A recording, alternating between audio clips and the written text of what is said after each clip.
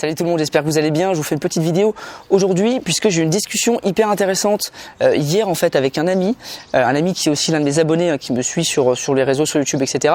Et il m'a dit en fait, il veut commencer un business en ligne, il veut vivre de ses business en ligne. Il m'a dit j'arrive pas à commencer parce que j'ai jamais les fonds nécessaires, j'ai jamais l'argent pour démarrer. J'ai jamais l'argent pour démarrer, je sais pas comment faire pour commencer, j'ai pas les fonds, j'ai pas de quoi investir, voilà, j'ai rien.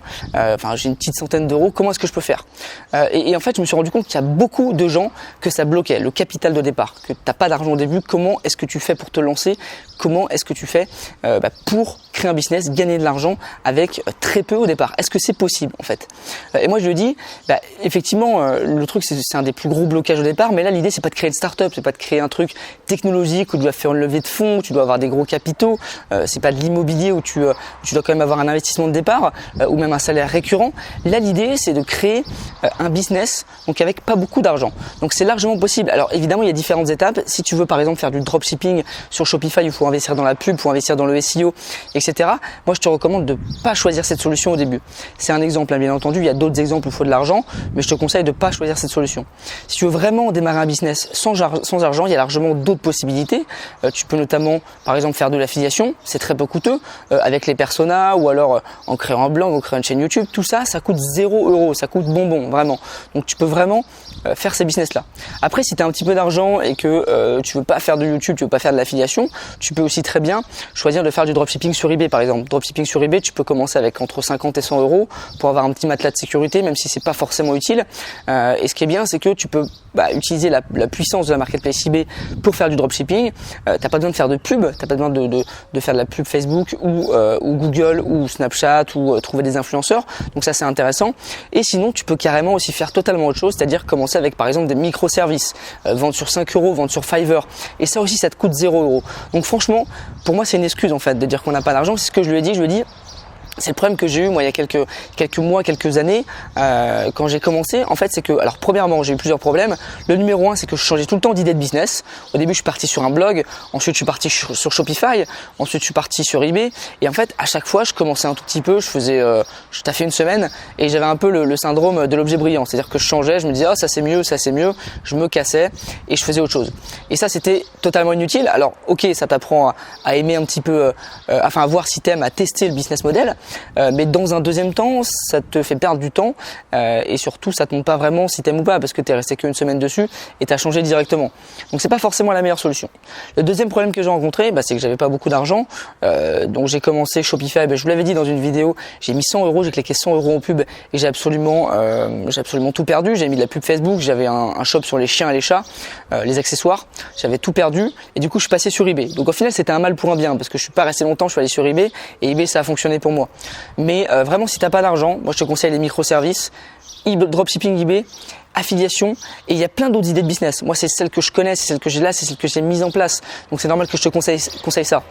Mais il y en a plein d'autres. En fait, tu peux en trouver plein d'autres. C'est juste à toi d'avoir l'intelligence d'esprit de passer à l'action. Il faut juste passer à l'action. C'est vraiment juste un obstacle en fait de le problème du capital.